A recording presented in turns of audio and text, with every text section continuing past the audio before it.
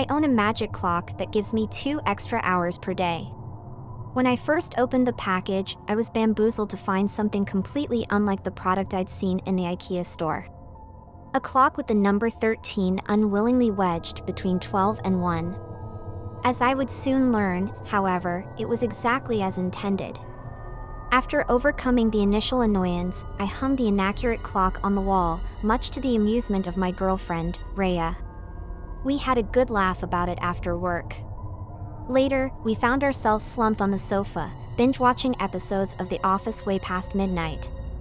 Every few minutes, I'd glance at the IKEA clock and chuckle to myself.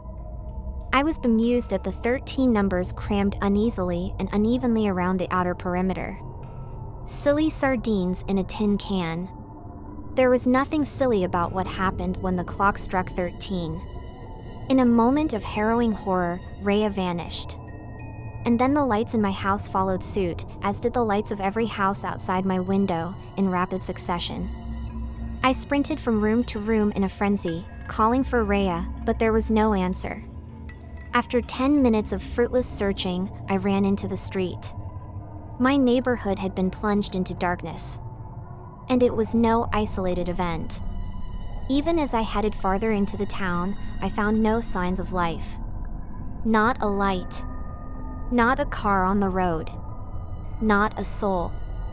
I started to scream maniacally, succumbing to the terrifying concept of being perpetually alone in an icy, lifeless version of Earth. I truly thought the world had ended. And then, just as suddenly as it stopped, everything sprang back to life. I had returned home at that point, and I was sitting on the sofa, head in my hands. The lights suddenly returned. So did the office. And so, most reassuringly of all, did Rhea. The horrifying hour in an apocalyptic world suddenly made sense. Time had frozen. What's up with you? Is Michael Scott making you cry? Rhea teased. Oh, I frantically searched for an explanation, overwhelmed with relief at my girlfriend's sudden reappearance. I just have a headache. I'm gonna head to bed. I prayed for it to be an isolated incident, but no such luck. At work, the horror repeated itself. I gained an hour of time in an empty world. The analog office clock froze on the number 1. Back home, my IKEA clock would be ticking past 13. The only thing, other than me, with motion in that dimension. Trapped with my thoughts in that husk of an office, I eyed the deserted city from a high-rise window. And that was when I recalled my conversation with Rhea the day before. I love the clock, but on a serious note, you've asked for a replacement, right? She asked. Why? I've always wanted extra hours in the day. I laughed. Extra hours in the day. That sparked something in my mind. I remembered the employee I'd met in IKEA on my lunch break a few weeks prior. Jacob. How does your delivery service work? I asked. Aw, no room in the car for everything you want? Jacob asked. It's not that, I said. No time. He nodded and smiled. I used to be like you. But I found a way to make time. I always hated that phrase. Making time. What an impossibility. A suggestion often spouted by people with fewer responsibilities. As I stared at an inexplicably lifeless city from my office window, encaged in that paused moment for an hour, everything came together. The mysterious man had done this to me. He'd deliberately given me the clock. That had to be it. That's always the case, right? It's always the unnerving shopkeeper. And yet, I still decided to use the clock to my advantage. I'm greedy. I'm human. The soundless, motionless world I entered during those 2 extra daily hours never ceased to horrify me, but I saw that fear as the price for such an amazing gift. A gift that afforded time to finish work, exercise, read, and so on. The true price became terribly clear after 2 years of enjoying the fruits of my labors. The list of life improvements seemed endless. I'd been promoted to vice president of the company at which I worked. I was in the best physical health of my life. I was always well rested. I'd married. And, speaking of which, I had so much more time for my wife, Rhea. But something was very wrong. Something foggy in my mind, a terrifying truth that incessantly eluded me. Rhea had just given birth to our baby, Bobby. Even with an additional 2 hours per day, the strain of parenthood was immense. I would get as much work done as possible at 13 o'clock, so as to carry more of the parenting burden, but it didn't seem to be enough. Rhea was tired. More than that, she was graying. "I'm only 32, she groaned, cradling a silver strand of hair in her hands. I hugged my wife from behind. "It makes you look distinguished. You're beautiful." "Being a mother is killing me," she sniffled. I didn't think much of it at the time. I gained my first gray hairs in my late 20s, so I thought Rhea to be lucky in that she'd only just noticed her first one. Obviously, I didn't voice that thought aloud. But still, as the weeks went by, there was a growing fogginess in my mind, an ever-thickening cloud. It was more than tiredness from the pressures of fatherhood. I was blind to something. And that scared me. I think the clock itself was disjointing my mind. Everything became all too clear after a hospital appointment about our baby. "Bobby is 3 months old, right?" Dr. Hill asked, frowning. Rhea nodded, rubbing the bags beneath her eyes. "Yep." Dr. Hill said. "He's just so big," Rhea finished.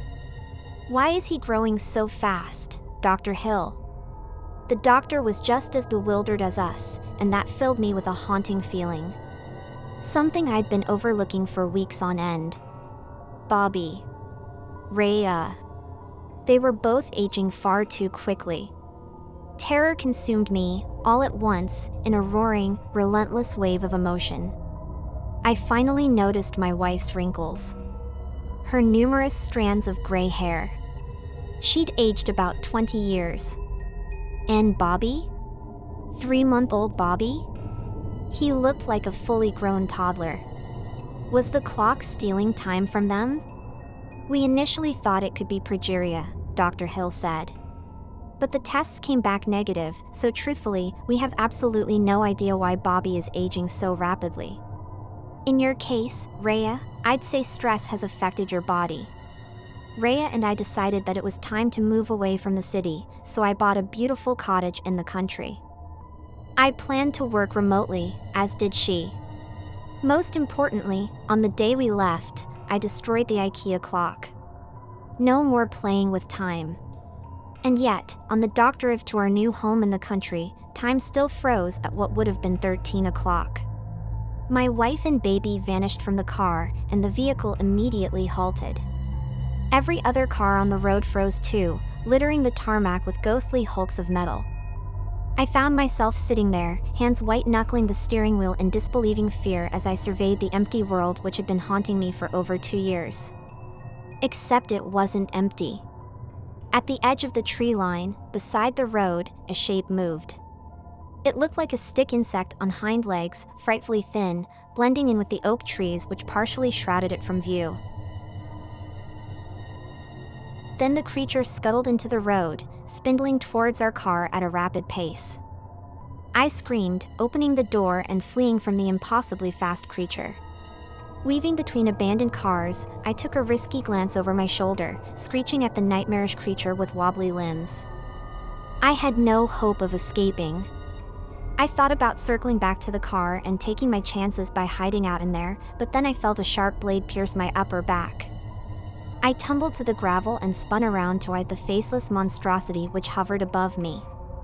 I've never been so frightened, not of death, but whatever torturous punishment the thing had in store for me. I understood everything when I gazed upon the creature. I knew that it was time itself.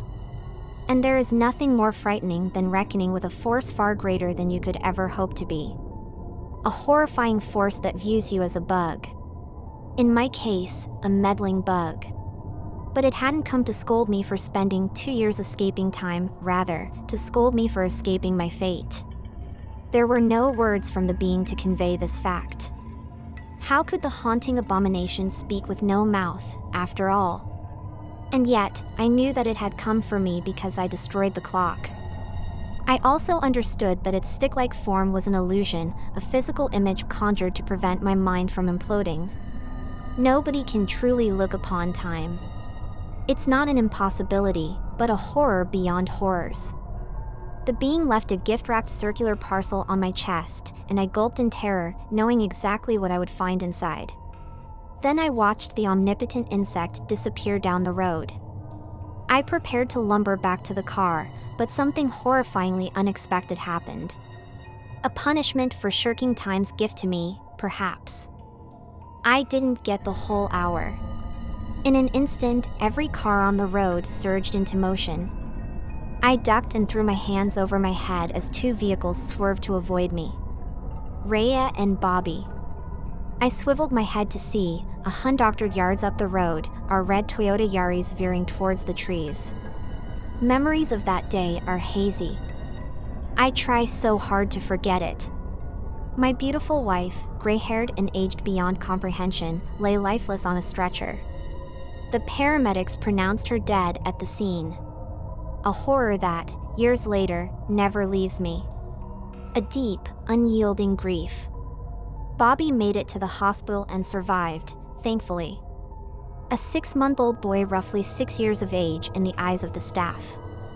For the years that followed, out of spite, I stopped utilizing the 2 extra hours. I watched my son grow at a horribly phenomenal rate. Any moments of joy were overshadowed by the terror of watching a child age more rapidly than their parent. I was haunted by what was to come. He swiftly overtook me. And 5 years later, my worst nightmare came to fruition. Bobby was an old man, dying on his bed in the cottage that I'd bought only several years prior, when he'd been but a baby boy. "Dad," he whispered on that final day. "Yes, Bobby?" I sobbed uncontrollably. "I know you tried once," he wheezed. "But try again. Destroy it." After my boy passed, I grieved for months before I thought of that infernal clock again. The hellish thing that had butchered my wife and son in the blink of an eye. More time? What a twisted, evil lie. I'd been robbed of a life with my family. There is no greater horror than that. But I suppose all of that added time had to come from somewhere. It was an unthinkable price. Fueled by hatred, I rang the IKEA branch, fully intending to exact some form of retributive justice on the man responsible for my years of torment. But I received some ghastly news. Jacob had gone missing several years before I even stepped into the store. He wasn't even an employee at that time. Apparently, his family members, well, their teeth and ashes, were found in the man's living room. It's clear that Jacob suffered the same punishment as me, but what happened to him? Why did he return to the store to pass this horrifying curse onto an unsuspecting soul? So many awful unknowns. I pray the clock doesn't corrupt me in the same way. It still haunts me. But at least I have no loved ones left for it to take. And I intend to keep it that way until my dying day. I wish I had a happy ending for you, but life is seldom full of anything other than suffering. I'm not an old man, but the beauty of having extra time is that I've gained wisdom. Excruciating wisdom. Time is a horror that comes for us all, one way or another. There has always been a rule in my house. You must leave at least one door or window open in any given room of the house whilst you are in it. It was drilled into me since I was old enough to reach for the door handle. I didn't understand why for a while. My parents usually weren't superstitious in the slightest. I even saw from pictures that they owned a black cat a while before I was born. I rarely, if ever, questioned them, though. My parents were kind, calm people, but if I ever came close to breaking the rules or even asking too many questions, they would turn serious and wouldn't let me off without a 30-minute lecture first. I didn't actually believe in the superstition, thanks in part to them not telling me what the consequence would be for not doing so, but I didn't want to anger them, even if it meant leaving a window or door open in the cold. When I was 19 years old, however, my parents had gone to my grandmother's house to see my aunt who was visiting from Australia. I quickly volunteered to watch over the house while they were gone, which seemed to make them happy. In reality, I was just using this as an opportunity to have my girlfriend of 6 years over. Anya's father didn't like me very much, so I wasn't in her house very often. My parents didn't allow guests, so we mostly saw each other at school. That weekend though, I invited her over and she arrived less than an hour after my parents had left. She knew about the rule, of course. But that was mostly from me venting about it to her. From her perspective, I probably just had weird parents. Maybe if she had taken it more seriously, or if I was more strict, then what happened next could have been prevented. After a while of watching movies, she went to use the bathroom, but 30 minutes later she still hadn't left. I began to grow worried, asking her if she was all right, and when I got no response, I opened the door. She wasn't inside. I looked around the room and realized that she must have closed the window while she was in there. And now she was gone. Not a great way to find out that the superstition was real, was it? Her disappearance was a big thing. Most people assumed that her father had killed her on account of him being a big, mean Russian guy who gave everyone death glares, as well as the fact that he frequently got into arguments with his daughter. The investigation turned up nothing, of course. I didn't say anything, but I think my parents suspected something. I joined the military not long after. I guess I just hated being in the house where she disappeared, and I somewhat harbored some resentment to my parents, and more so myself, for not being more strict with the rule. I wish I had stayed in contact with them, though. They died in a car crash last month. They left me the house, among other things. Yes, I hated it, the house. But it was big, and I hadn't had any great places to stay in the 5 years since I had left. I spent last night getting drunk. That's how I've spent a lot of nights since I got discharged, but being in the house where I lost Anya wasn't good for me, and I took to the drink especially hard last night. In my drunken state, I decided I'd reunite myself with her.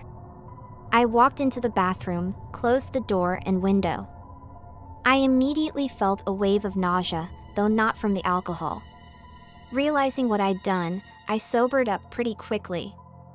I looked through the window to see that it was pitch black outside, despite the fact that the sun had only started to set when I had entered. When I opened the door, I stepped inside the kitchen. But that wasn't right. The bathroom was located near the front of the house. The door slammed shut behind me, but when I opened it, I was in my upstairs bedroom. Then my living room, then my basement, then the guest bedroom. It's like my house, but wrong. It's a maze of every room and story, but in the wrong places. I'm writing this from the downstairs bathroom. I've found out that my phone is connected, but I'm not going to call for help. I don't want to risk anyone getting stuck in a hellish, distorted replica of the house like I'm in. There'd be no point anyway. I don't think I have long left. I hear eerie noises from the woods outside, but it's worse than that. I've just heard footsteps upstairs. The Log Cabin is a scary story about a cabin in the woods that is said to be cursed. According to the legend, anyone who sets foot inside is doomed to die within 3 days. Dominique and her 2 friends, Taylor and Lily, came to a stop at the small log cabin at the end of the dirt road. They eyed each other nervously. "You girls ready?" Dominique asked. Taylor and Lily nodded but didn't answer. They had all decided to explore the old cabin, but it had a bad history. No one knows how or when, but this cabin was referred to as the Cursed Cabin. This was because everybody who stepped foot inside the house was believed to be automatically cursed. Everybody who ever went in the house had died within a 3-day period. They died of strange causes: car crashes, animal attacks, drownings, lightning strikes, murders, etc. Over 70 people had gone inside the cabin in the past 10 years, and all of them had died a few days later. That's why no one ever went near it. It had lain abandoned and untouched for the past 2 years. Until now. Dominique was the type of girl who loved proving people wrong. She wanted to prove to everyone that the cursed log cabin was just a stupid urban legend. She had to literally beg on her knees to make her friends come with her. So here they all were, at noon, standing in a deserted part of the woods outside their hometown. They walked up to the front door of the cabin. Their hearts were pounding roughly in their chests. Dominique tried the knob and the door slowly creaked open. "Oh God, I think I've changed my mind," Taylor said. Dominique grabbed her arm to stop her leaving. "No, please. I swear we'll step in for about 10 secs, then leave," she promised. Taylor calmed her nerves and agreed. They all walked in the house. It was completely pitch black inside, which was really creepy. They stood in the front room and peered into the darkness. "Okay. It's been 10 seconds, said Taylor. "We've stayed long enough. Let's go."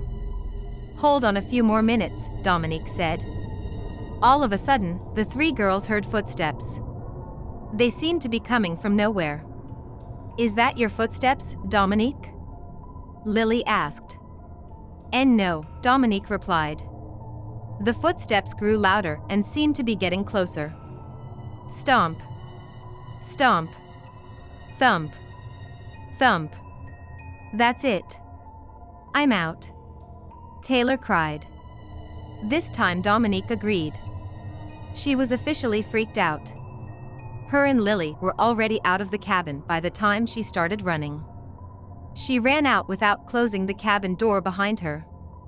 The girls ran and ran until they got back to their car. They were breathing hard. "That was scary," Taylor said. Dominique laughed. "Seriously? Scary? All we heard was footsteps. That could have been anybody." "Well, I'm just glad we're out," said Lily. "That wasn't as bad as I thought. I've seen boogers scarier than that. But I hope tomorrow we'll still be alive, and the day after that," Dominique said. And the day after that, the 3 girls hung out at Dominique's place until about 9 o'clock that night. Then, they all went home. The next day, Dominique didn't wake up until 11. She felt great. She went downstairs and saw her mom making breakfast. Then suddenly, the phone rang. "I got it," she sang. She didn't know why she was in such a good mood. She answered the phone. "Hello," she greeted. Hey Dominique," the voice on the other end said. She knew it was Taylor, but it sounded all cracked and hoarse as if she'd been crying. "Taylor? What's wrong?" she asked. "It's about Lily. She died," Taylor said, as if she had a hard time speaking. Dominique's head started spinning. She was in sudden shock. "Dead? What do you mean dead?" she asked. Taylor burst into tears. "She's dead. Her mom said she went into her room at about 3 o'clock this morning to the sound of her screams. When she went in, she saw her Lily in her bed, coughing up blood. A lot of blood. By the time she called police, Lily had already stopped moving and looked dead," Taylor explained through tears. "Oh my God," Dominique said. After a long silence, Taylor said, "Do you think it could have been the cabin? Do you think it's really cursed?" "No. It's not cursed." "Stop saying that," said Dominique, trying to calm herself down. "Listen, I'll be over your house in a few minutes so we can talk." She hung up the phone. Dominique didn't bother changing out of her pajamas. She just put on some shoes and walked out of the house without telling her mom. She jogged to Taylor's house. When she got there, the door was already unlocked. She went inside. "Taylor, I'm here. Come downstairs." Dominique yelled from the bottom of the stairs. "Coming!" Taylor called back, her voice still sounding hoarse. Taylor left her room and smiled when she saw Dominique waiting at the bottom of the staircase. "I'm so glad you're here," Taylor said, and began jogging down the stairs. But somehow Taylor lost her balance when she stepped on the third step. Dominique watched in horror as her friend came tumbling down the stairs. When she hit the bottom, Dominique ran to her side. She knelt down beside her friend and saw that Taylor's neck was twisted at an odd angle. It was broken. She knew Taylor was dead. "Nuu!" Dominique cried. She knew she was next. In a panic, Dominique leaped up from her friend's dead body and ran out of the house. Dominique didn't know where she'd run, but she knew she'd never stop running. She ran into the road and kept going.